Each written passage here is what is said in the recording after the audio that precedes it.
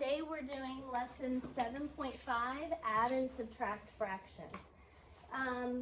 There's a lesson 7.3, that's add fractions, and a lesson 7.4, which is subtract fractions. And we threw those out because this one teaches you both add and subtract fractions. But what do you think, since both addition and subtraction problems are on this assignment, what do you think you need to pay very careful attention to? What do you think you need to pay very careful attention to, Landon? The sign. The sign. Perfect. Okay, yes. So Landon, put your tally mark down on your big board. Okay.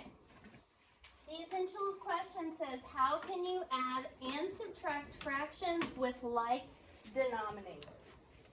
Julie is making a poster for a book report. The directions say use 1/5 of the poster for setting, or 1/5 of the poster to describe the setting, 2/5 of the poster to describe the characters, and the rest of the poster to describe plot. What part of the poster will she use to describe the plot? Okay, so we've got a model up here that they've started with setting. How many sections are dedicated to setting? One section. Do you see how at the top there's one section? Okay. So let me get my pointer here. So we've got one row dedicated to setting, right? How many rows to characters? Two rows, so that's 2 out of 5. How many total sections are there on the whole thing, Wade? Count them. How many? 5. There's 5 total sections, right? So the whole entire thing is made up of what fraction? The whole thing. 5/5. Nice. So 5/5 is the total, right? Yes. And minus, they've used 1/5 for setting. What's 5/5 minus 1/5? 4/5. And then they used, out of the 4/5 they have left, they've used 2/5 for characters. So how much is left? 2/5. So how much of the poster are they going to use for plot? 2/5. All right. So it says down here, shade 1/5 to represent the setting and 2/5 to represent the parts of the characters. So I'm going to do, on mine you can see that in setting they did it in green. So I'm going to go ahead and shade the first 5th, I'm going to use shade green. So 1/5 of this is green. Okay. And then they use purple for the plot. So then I'm going to shade 2 sections for the plot. And then it says they used, or sorry, not plot, characters. Sorry, I was looking right here, but I should be looking up here. So they used 2/5 for characters, and how much is left that they can use for plot? 2/5. 2/5. Very good. So write an equation for the part of the poster used for setting and characters. So how much was used for setting? Gabe? 1/5. 1/5. And how much was used for characters? 2/5. 1/5 and 2/5. And so would we add or subtract, do you think? Subtract. Add. So we're combining what he's used already. So he's already used the setting and the characters. So we're putting together what he's already used. So we're going to add 1/5 plus 2/5 equals 3/5. What part does the model, what does the part of the model that is not shaded represent?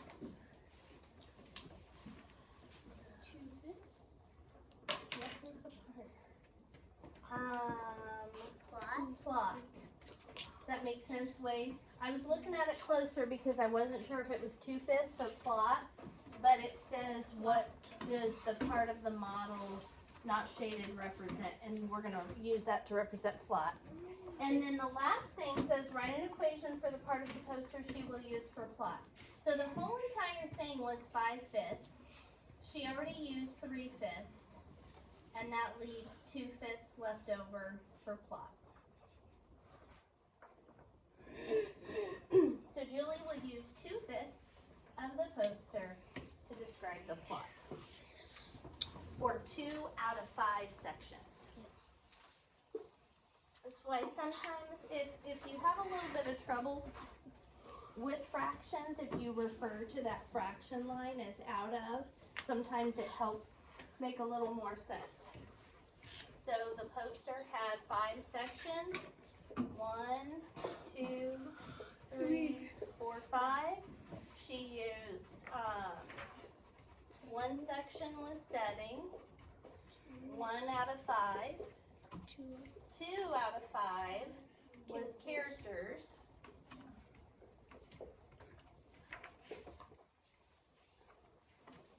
And you can easily see how much is left for plot. 2/5. 2 out of 5, or 2/5. Plot.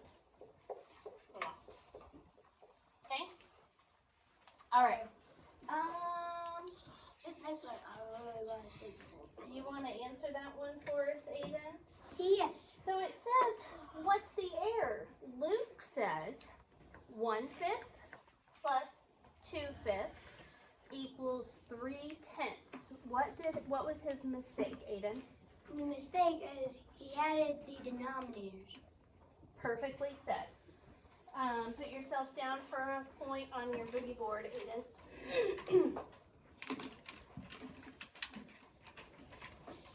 Luke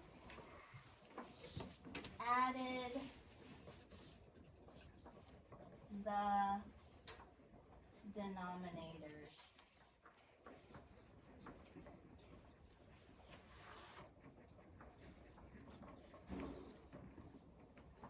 What do denominators tell you? What do denominators tell you, Olivia? The denominators tell you how many pieces are in the whole. Exactly, and how Big it is. how big they are, the size of them, right? Exactly, right. So Olivia, put yourself down for a point. That was exactly right. So we're going to add, the denominator tells you the size of the part, and the size doesn't change. Cannot change the size of anything. Yep. If it's made that way, it's made that way. Exactly. Denominators, and you can abbreviate it like this, denominators tell you the size of the pieces.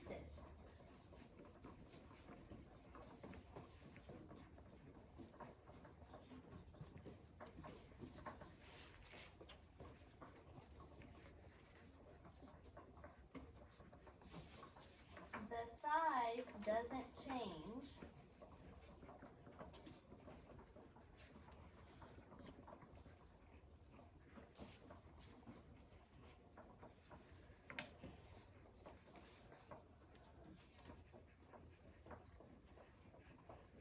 when adding / subtracting fractions.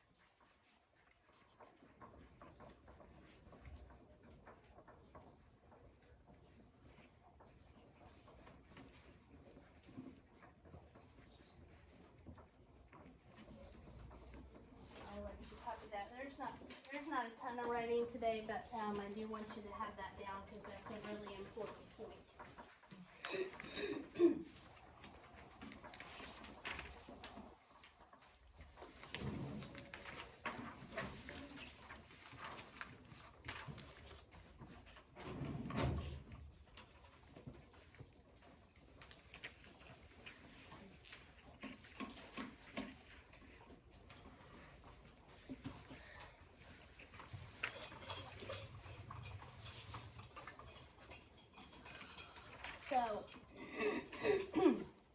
1/5 size part added to 2/5 size parts gives you 3/5 size part.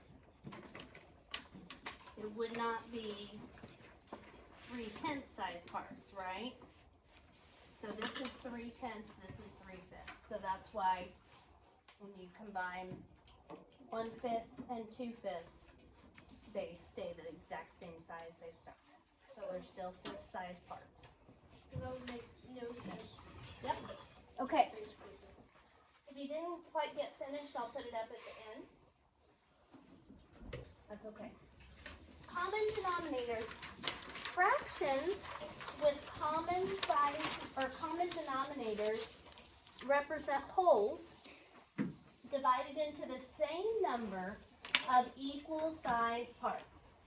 To add or subtract fractions with the same denominator, you can add or subtract the number of parts given in the numerators. In other words, the denominator stays the same, and we only have to focus on the numbers in the numerator. Okay? So here we go. We're going to complete each equation. They're given it to us in word form. And then fraction form. Okay, so the first one says 1/4 size part plus 2/4 size parts equals 3/4 size parts. So that's what you're going to plug in right here, guys, and right here.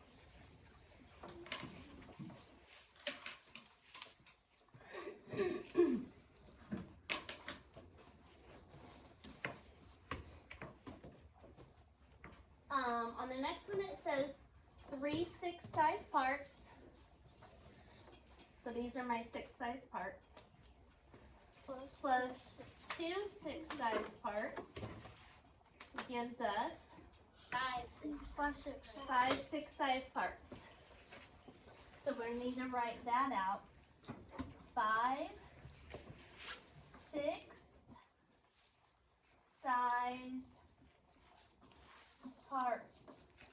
Do not misspell it. There's no reason to, because exactly what you're copying down is exactly what's written right here and right here.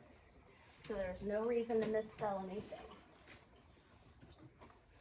So 3 6 size parts plus 2 6 size parts equals 5 6 size parts. 3 6 plus 2 6 equals 5 6. What do you need? Can I do the next one? No. Aiden, what do you need? I was going to say this thing. No, not yet. Okay, the next one says 7/10 size parts minus 4/10 size parts. Gabe, you can answer that. What's that equal? 3 Finish it. Finish it. 10 size parts. Very good. Nice job. 3/10 size parts, which is also written right here. So then we can, first we have to write down what this says in fraction form. 7/10 size parts. What goes on top? 7. Bottom? 10. Very good. So 7/10 And then minus. 4. What goes on top? 4. On bottom? 10. 10. Equals.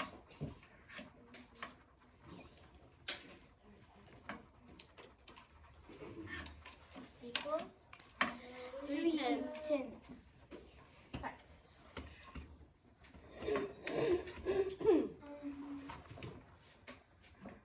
Next it says 9 12 size parts minus 5 12 size parts equals, Charlotte? Very good. Yes, ma'am. Put yourself down for a point when we finish. 4. Here's how to spell it. 12. TWELFTH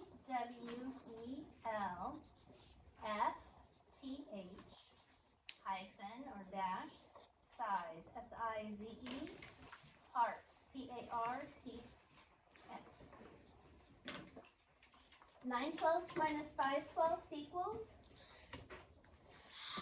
4/12. 4/12.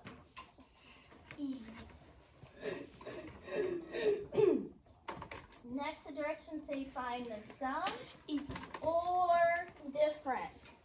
So the sum is the answer to what kind of problem? Annie? And Annie, what is the difference is the answer to what kind of problem? Perfect. So put yourself down for a point. Look right here, guys. Under addition, do you see the word sum? Under subtraction, do you see the word difference? Yes. Okay, so I can't stress to you enough the most common mistakes that are made on this is adding when you're supposed to subtract. And in some cases, subtracting when it says to add. Okay?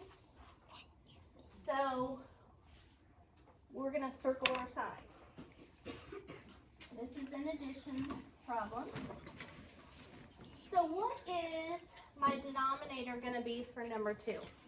Riley? 12. And what is 3 plus 8? I always like to start with the bigger number, which is 8, and go 8, 9, 10, 11. Same. Okay, Same. good. 11, 12. Okay, on the next one, I want you to circle the plus sign. What's our denominator going to be? 3. What's 1 plus 1? 2. So 2/3. On the next one, we're going to circle, subtract. Yes. What's our denominator going to be? 4. And what is 3 minus 1? Bradley? 2.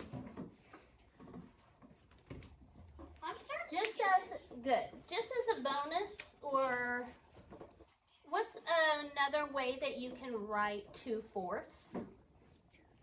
Olivia? Armor? 1/2, right? Because what's half of 4? 2. So simplifying 2/4, it becomes 1/2. Okay?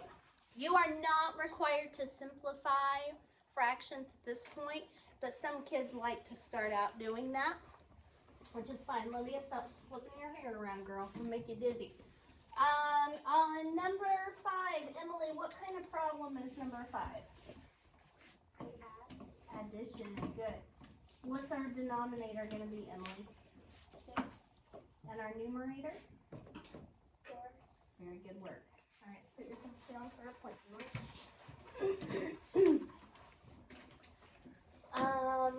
Lainey, what operation are we going to do on number 6? Add. Addition.